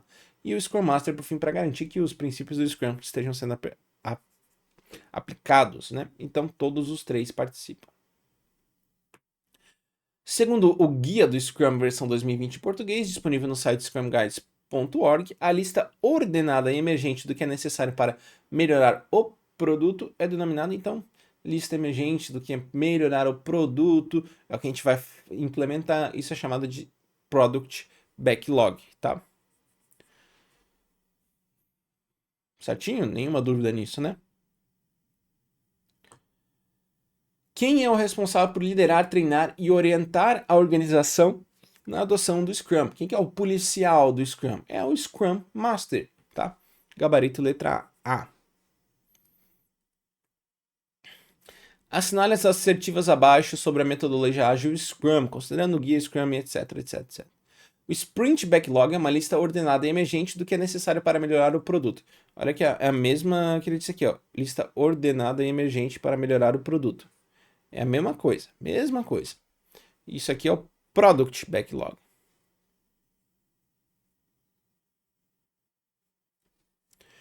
Somente o Product Owner tem autoridade para cancelar uma sprint. Isso é verdade, tá? FGV e Cesar Hill já cobraram coisas de cancelamento de sprint. O único que pode cancelar, que vai chegar, eu quero cancelar essa sprint, é o Product Owner, tá? Não é o Scrum Master, é o Product Owner.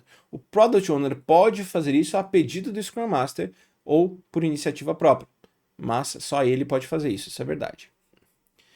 Scrum Teams são autogerenciáveis, o que significa que decidem internamente quem faz o quê, quando e como. Lembrando que o Scrum Team são os três papéis, tá? Não é só o desenvolvedor. Isso é verdade, vem lá dos princípios ágeis.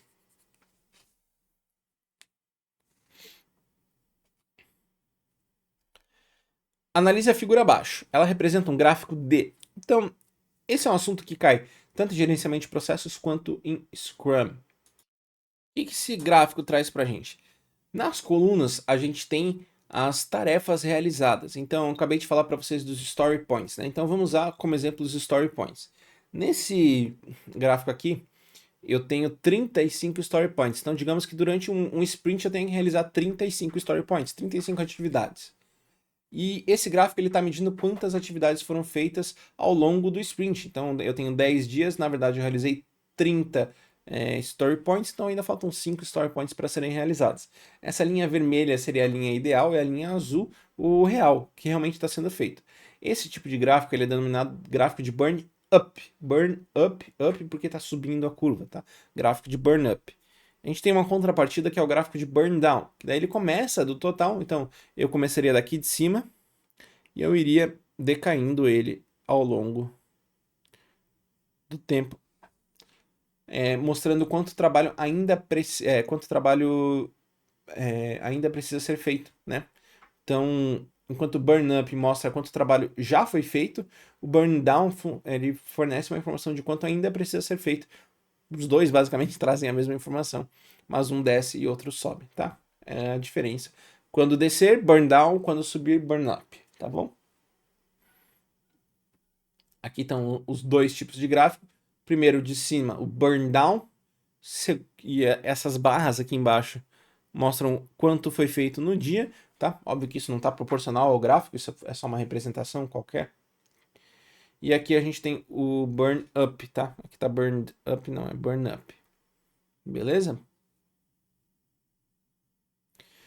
XP, Extreme, embora eu tenha falado que Scrum cai muito, eu não trouxe muitas questões porque elas são muito repetitivas, tá? Por isso que a gente basicamente fez tudo que já foi cobrado em termos de questão, em termos de conteúdos diferentes. Agora, XP, o Extreme Programming, ele é basicamente uma metodologia ágil que traz algumas características bem marcantes. A gente tem entregas rápidas, iterações rápidas, baseadas em incrementos, né, em releases. A gente tem uma coisa muito forte que se chama programação em pares, em que basicamente um cara vai sentar no computador e escrever o código, outro cara vai sentar do lado e acompanhar essa escrita para ver se ele pode sugerir melhoras para fazer uma revisão em tempo real. Isso, teoricamente, otimiza o tempo, porque você já escreve certo da primeira vez com alguém do teu lado, não precisa alguém ir lá depois e revisar todo o conteúdo, tá? A gente tem simplicidade, aqui na simplicidade podem aparecer dois princípios, o KISS e o YAGNI. O KISS é Keep It Simple, Stupid, então mantenha simples, estúpido. E o YAGNI, You Ain't Gonna Need It, você não vai precisar disso. Então o YAGNI, basicamente, você não vai inserir funcionalidades que não sejam necessárias dentro do código para sobrecarregar a aplicação, tá?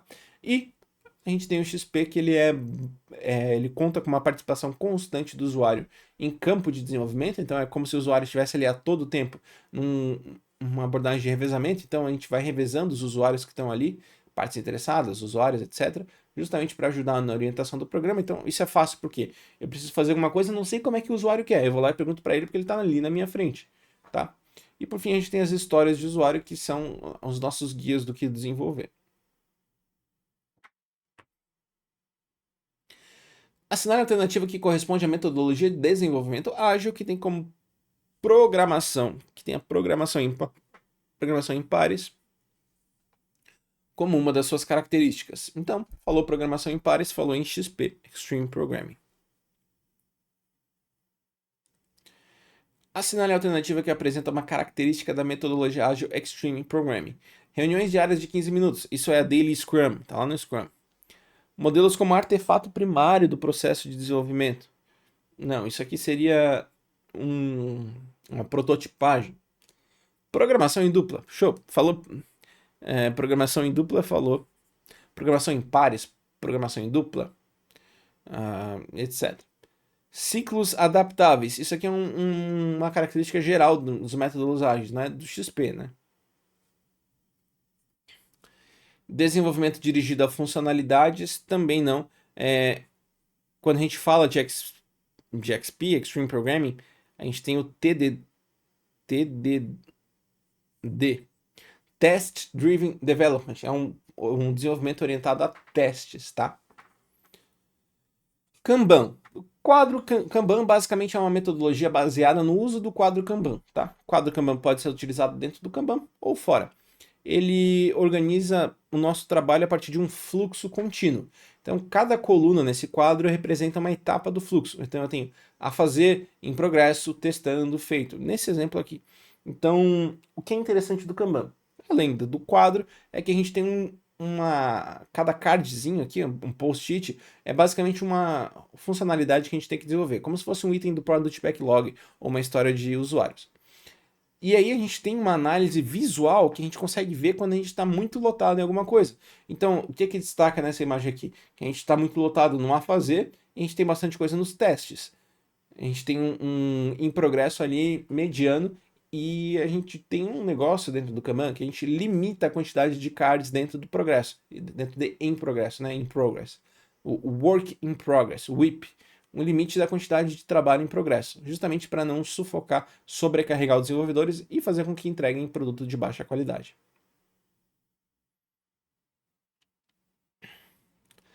Em qual dos métodos ágeis abaixo foca na entrega contínua de valor, gerenciando fluxo de trabalho e limitando o trabalho em progresso? Então, quando eu falo de fluxo de trabalho, gerenciamento de fluxo de trabalho e trabalho em progresso, ou work in progress, eu estou falando do Kanban, tá?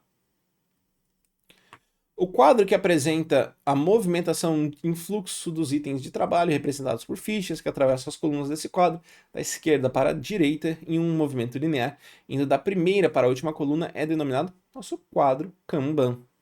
Gabarito letra E. E por último, a gente tem um negócio especial nessa prova. Duvido que caia, mas se cair, tá no edital, pode cobrar. Domain Driven Design, que é uma metodologia ágil, talvez o patinho feio das metodologias ágeis, que foca no desenvolvimento com base no conceito de domínio. Domínio é basicamente o contexto em que a gente tem o nosso sistema operando, a nossa aplicação funcionando. Então, domínio de negócio de uma malharia seria a produção de malhas, o domínio têxtil, etc. Isso é um domínio de negócio, tá? E aí, dentro do Domain Driven Design, tem 3 pilares que se destacam bastante. Primeiro é uma linguagem ubíqua. Eu ia falar oblíqua, não é? Linguagem ubíqua, tá? Então, é um vocabulário que eu consigo difundir ao longo de todas as equipes. Então, tanto quem é muito especializado ali em desenvolvimento, quanto o cara que é mais focado em processos de negócio, vão conseguir se comunicar a partir desse vocabulário. Então é uma linguagem universal, tá? Além disso, a gente tem os contextos delimitados, a gente já vai ver o que é, e mapas de contextos. Então, aqui a gente tem um mapa de contextos que utiliza uma linguagem ubíqua. Então, eu tenho produtos, releases, schedule, backlog item, etc. Cada uma dessas bolinhas azuis é um contexto, tá? Então, eu tenho contextos delimitados, eu tenho atividades bem definidas e a linguagem nossa, de novo. Linguagem ubíqua, tá bom? Trouxe uma questãozinha para vocês que não é da Fundatec, tá? Domain Driven Design é uma abordagem para o desenvolvimento de software que enfatiza a colaboração entre desenvolvedores e especialistas do domínio para criar solução de software que são fortemente alinhadas com as necessidades e complexidade do domínio do problema. Assinale a opção que melhor descreve o conceito de DDD, Domain Driven Design. Letra A. O DDD foca na criação de interfaces de usuário sofisticadas e interativas para melhorar a experiência do usuário. Quem faz isso é o UX ou UI, tá? User Experience e User Interface. Não tem nada a ver com DDD. Domain Driven Design é uma abordagem que se concentra na modelagem e na solução de problemas complexos por meio da colaboração estreita com especialistas do domínio e na construção de um modelo de domínio rico e expressivo. Falou especialista de domínio, construção de domínio rico, tá certo, tá? Os especialistas, a ideia do DDD é que os especialistas do domínio do negócio, então, nosso lá, especialista em malharias, especialista no domínio têxtil, conversem com os desenvolvedores para criar um modelo mais rico e adequado àquela realidade, sempre mantendo simplicidade e colaboração, tá? DDD prioriza eficiência na performance do banco de dados ao criar modelos de dados altamente normalizados e otimizados. Nada a ver.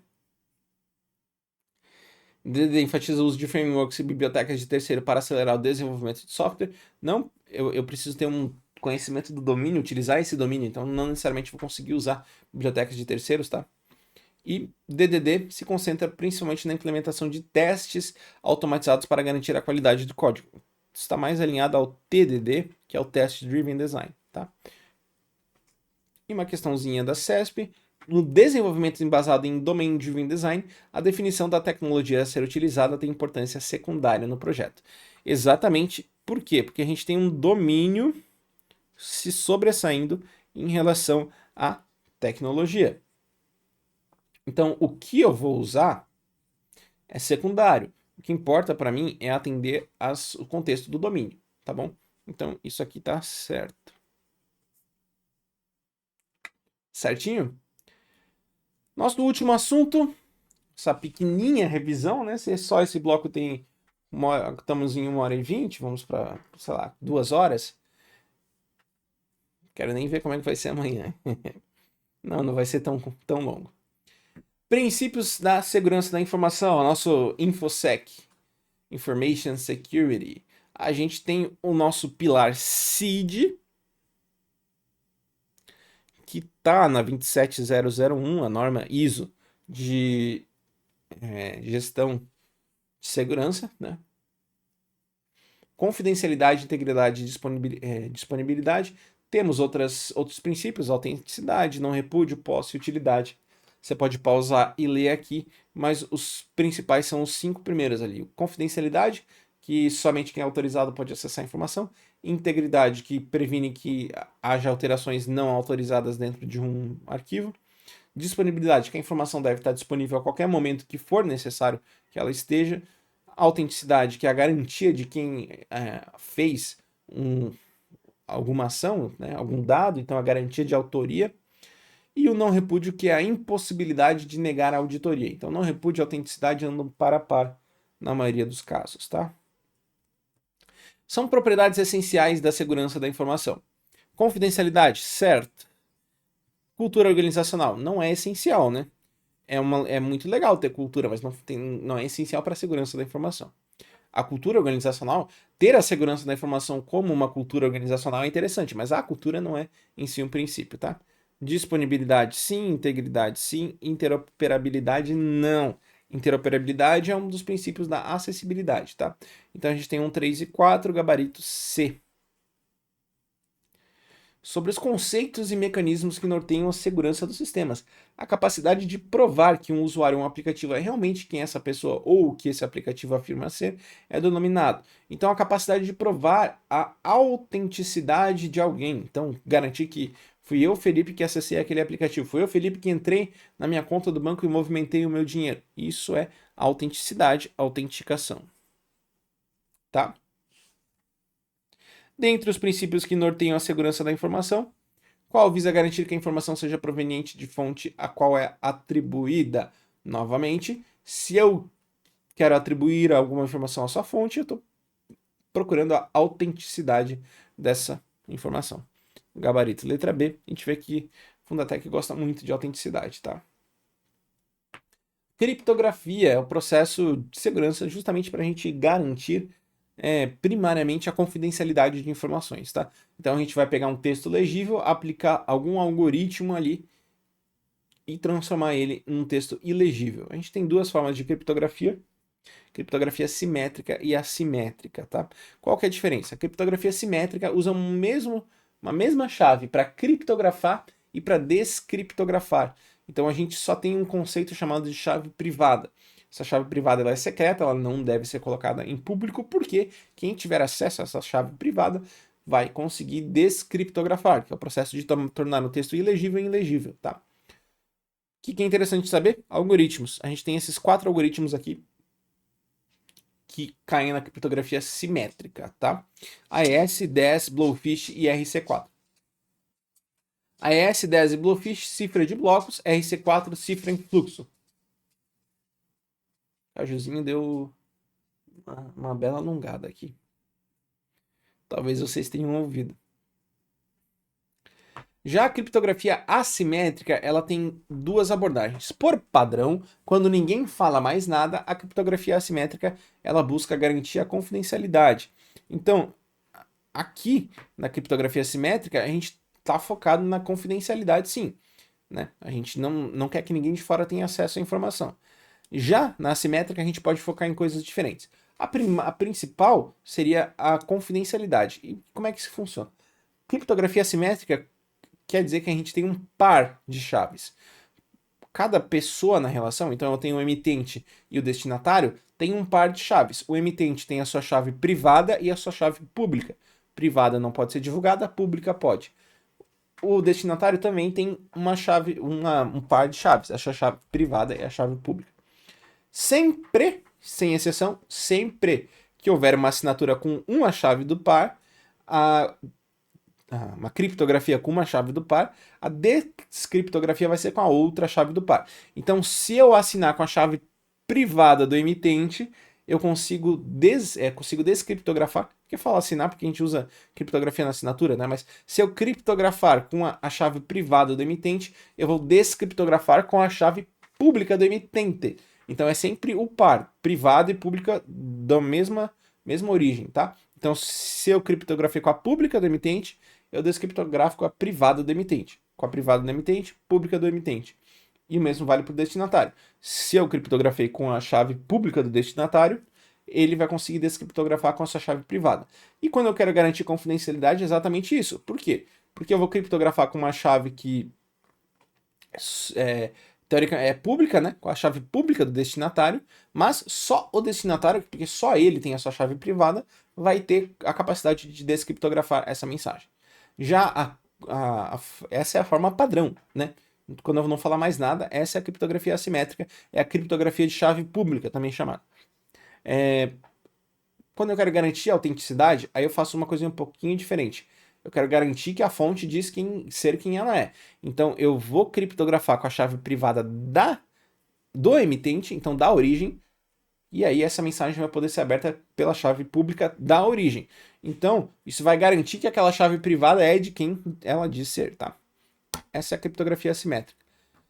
Algoritmos RSA, caiu na prova da CAGE, o DAS, o ECTSA, que é o DSA com curvas elípticas, Elgamal e o Diffie-Hellman, que não é bem um algoritmo de criptografia assimétrica, é um algoritmo de troca de chaves. O que acontece? A criptografia assimétrica, por usar duas chaves, ela costuma ser mais... digamos que é mais fácil de ser quebrada que a criptografia simétrica. Por incrível que pareça, meio... não é tão intuitivo isso, tá?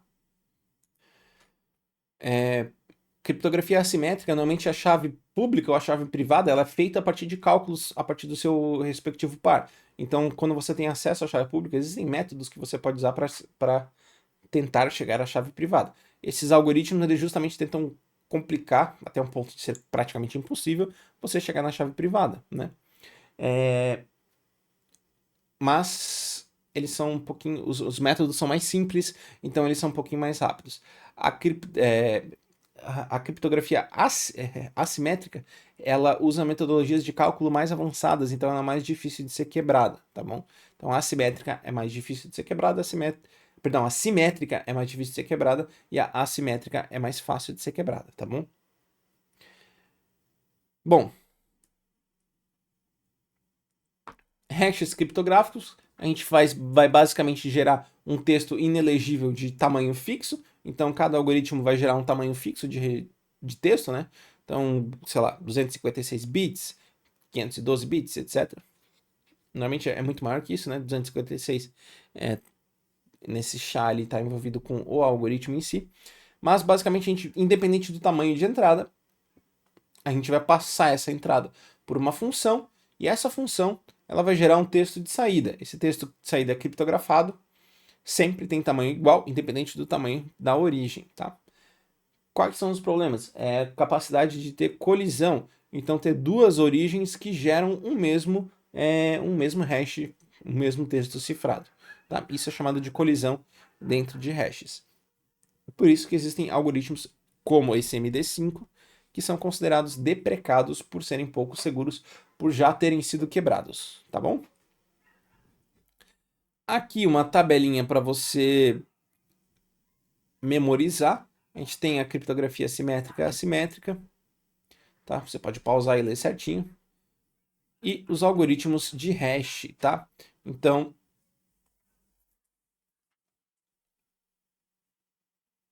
uma lidinha assim, especialmente para saber qual é interessante, tá? Analise as assertivas abaixo sobre criptografia. Algoritmos de chave simétrica utilizam a mesma chave para codificação e decodificação, certo? Simétrica é a mesma chave para codificar e decodificar. 2. Algoritmo de chave pública, que não é o assimétrico, utiliza uma chave privada para codificação e outra pública para decodificação. Regra geral, tá?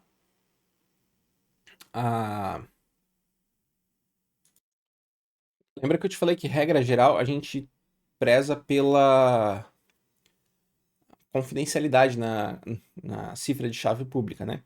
Então, quando eu falo em criptografia de chave pública sem definir nada, é dessa aqui que eu tô falando. Por isso, a 2 está errado, tá? A 2 está errado. Algoritmos de chave pública utilizam uma chave pública para codificação e outra privada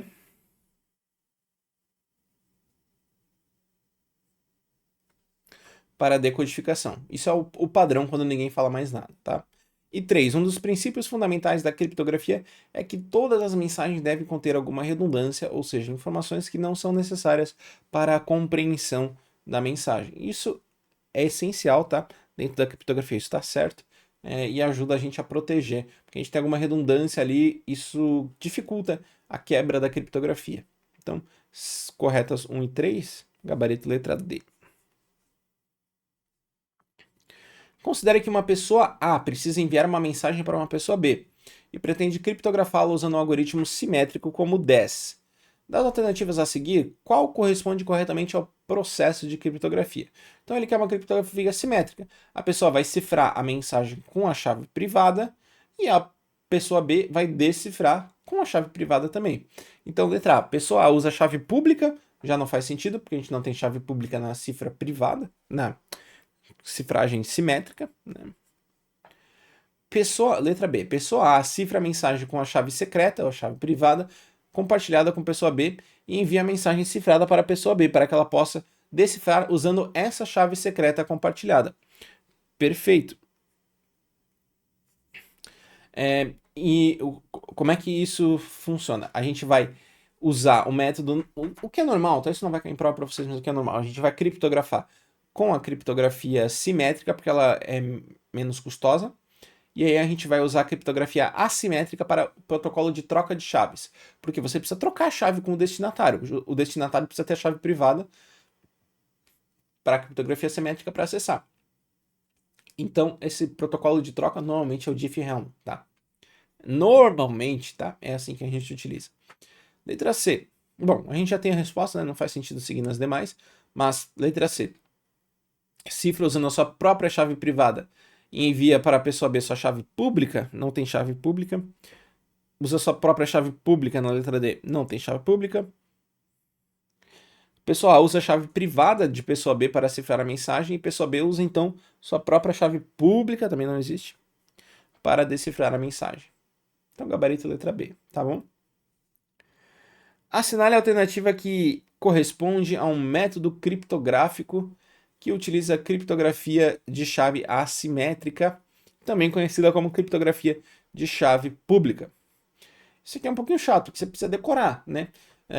Eu gosto de lembrar que as que terminam com A são assimétricas, então RSA, que é a principal, Rivest, sei lá o que é o nome dos 3 criadores desse tipo de cifra, é assimétrica. Então, AES, ela é simétrica.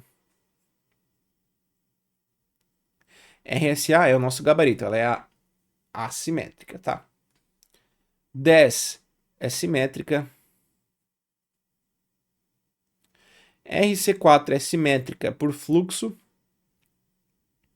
Ela já foi muito utilizada em Wi-Fi, hoje em dia ela é considerada pouco segura. E MD5 é para hash. Então, gabarito letra B. Qual é o método de criptografia de chave pública baseado em princípios da teoria de números? Quem fez a prova da CAGE Rio Grande do Sul vai lembrar, né? Ela utiliza fatoração de números primos, multiplicação e fatoração de números primos para chegar em valores complexos e é considerado um standard padrão de segurança utilizando chaves de 1024 a 4000. 4090? 4086? 4096, isso. 4096. Hoje em dia, utiliza-se como recomendação o tamanho mínimo de 2048, mas para 2030 a recomendação é que se abandone 2048 e utilize 3072. Vai cair de novo isso? Não vai cair de novo, mas eu estou passando para vocês só por desencargo de consciência, tá? Então, ele quer que a gente encontre, a gente já sabe que é o RSA. MD5, hash, AES, simétrica, SHA-512, hash, RC4, simétrica por fluxo. Bom, falar um pouquinho sobre assinatura digital, sobre certificados, assinaturas e certificados, né? Só deixa eu alterar a ordem do slide aqui, que eu botei a questão antes do slide, não tá legal isso. Só um segundo. Pronto. Assinaturas e certificados. O que é uma assinatura? Basicamente, ela busca garantir o AIN. O AIN. Você nunca vai esquecer. Eu vou falar bem doce para você nunca esquecer o AIN. Autenticidade, integridade, não repúdio. Autenticidade, integridade e não repúdio. Então, basicamente, a gente está focando o que na assinatura? Garantir que a pessoa é aquela pessoa e que ela não possa negar que foi ela que assinou aquilo. Autenticidade, integridade e não repúdio. Como é que a gente faz isso? Primeiro, a gente garante a integridade. A gente pega o documento que a gente quer assinar e a gente cria um hash criptográfico a partir dele. Então, você vai ter um documentinho ali, curtinho, com o hash desse documento. A pessoa garante a integridade porque tu consegue reverter e ver que o documento... Quer dizer, você não vai reverter porque o hash é irreversível. Você vai pegar o documento que está ali, vai criar um novo hash e documentos devem criar hashes iguais se eles não forem alterados. Então você compara, se não teve alteração, você consegue garantir que teve integridade. Você pega esse hash e você criptografa com a chave privada do usuário. Então as pessoas conseguem descriptografar com a chave pública. Então isso é uma assinatura digital. A gente tem criptografia e hash aliados. Então a gente assina com a chave privada o hash do documento, tá? Já certificados digitais, eles envolvem a assinatura do usuário, são gerenciados pelas ACs, né, autoridades certificadoras, e basicamente eles atestam a autenticidade da chave pública. E aí tem do usuário, né? Então, basicamente, é quem cuida que o que está sendo feito realmente é verdadeiro e está válido. A gente tem alguns tipos, né? A gente tem A1, A2, A3, A4, tem o S1 também. O A1 para assinatura geral, o S1 para secreto, né? Informações sigilosas. E a gente tem a tabelinha lá no material. Talvez seja interessante você dar uma olhadinha, tá? Eu acho que eu trouxe ela aqui para vocês também. Ó. A1 e S1 são geradas por software e armazenadas em software. A2 e S2 são geradas por software, mas armazenadas em hardware, cartão, token ou ainda na cloud, né, na nuvem. A3 e S3 são geradas em hardware e armazenadas em hardware. A4 e S4 são também geradas em hardware e armazenadas em hardware. E atenção para a durabilidade, que ali é a durabilidade máxima, tá? Vamos lá. Analise as seguintes asserções e as relações propostas entre elas. A assinatura digital é obtida pelo algoritmo de chave pública, em que o usuário deve assinar digitalmente uma mensagem usando a chave privada. Lembra, a gente assina usando a chave privada, então isso está certo. A assinatura é obtida pelo algoritmo de chave pública. A manutenção de CA, do certificado, envolve a segurança da chave privada, que, caso seja descoberta, comprometerá todo o sistema. Isso também é verdade. Só que percebam que uma fala da chave privada e outra fala do que é do certificado, né? E outra fala da assinatura. Então, embora as duas sejam verdadeiras, elas uma não justifica a outra, não tem relação. Então, as acessões 1 e 2 são proposições verdadeiras, mas a 2 não é uma justificativa da 1. Então, correta a letra B, tá bom? Considere os seguintes serviços de segurança. Então, a gente tem 5 serviços. Quais dos serviços indicados estão relacionados à assinatura digital?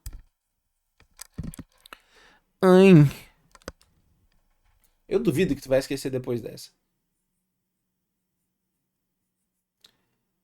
Autenticidade, integridade e não repúdio. Autenticação da origem dos dados. Perfeito. Confidencialidade. Não. Já vou falar mais sobre confidencialidade daqui a pouquinho. Integridade dos dados. Sim. Responsabilização. Ele chama de responsabilização não repúdio, tá? Certo. Disponibilidade. Não. 1, 3 e 4. Gabarito letra C, tá? Detalhes sobre confidencialidade relativo a certificados. Existem sites que, se você pesquisar sobre certificados, sites oficiais do governo vão falar que certificado garante confidencialidade. Isso, embora possa estar no texto, é falso. O certificado ele garante exatamente a mesma coisa que a assinatura, tá? Autenticidade, integridade, não repúdio. A confidencialidade ela entra quando eu criptografo a informação. Então, eu posso implementar a confidencialidade a partir de certificados, mas o certificado, por padrão, ele não vai garantir a confidencialidade, tá? Isso caiu na questão do ISS Cuiabá. O gabarito preliminar veio como verdadeiro, considerando que certificado dá confidencialidade. Entramos com recurso e mudamos o gabarito, tá bom? Última questãozinha dessa revisão. Certificado digital utilizado para verificar se uma chave pública pertence a um determinado usuário. Ele é assinado digitalmente. Então, como é que a gente assina? Por um negócio chamado AC, Autoridade de Certificação, e aí eu gerei a chave pública, a entidade de certificação tem a minha chave privada, protegida, né? E aí ela vai verificar a autenticidade da chave criada. Beleza? A partir dessa. Então, basicamente, o certificado ele serve para garantir que a chave pública é de quem ela deve ser. E isso é garantido através da análise da chave privada, tá? Então, a chave pública pertence a um determinado usuário. O certificado ele é assinado digitalmente por uma autoridade de certificação que verifica a autenticidade da chave pública criada e enviada pelo usuário. Gabarito, letra D. E a gente finaliza nosso bloco 2 da revisão Porto Alegre, quase 2 horas por aqui, tá? Eu espero que você tenha gostado dos 2 blocos, que tenha agregado em alguma coisa no seu aprendizado.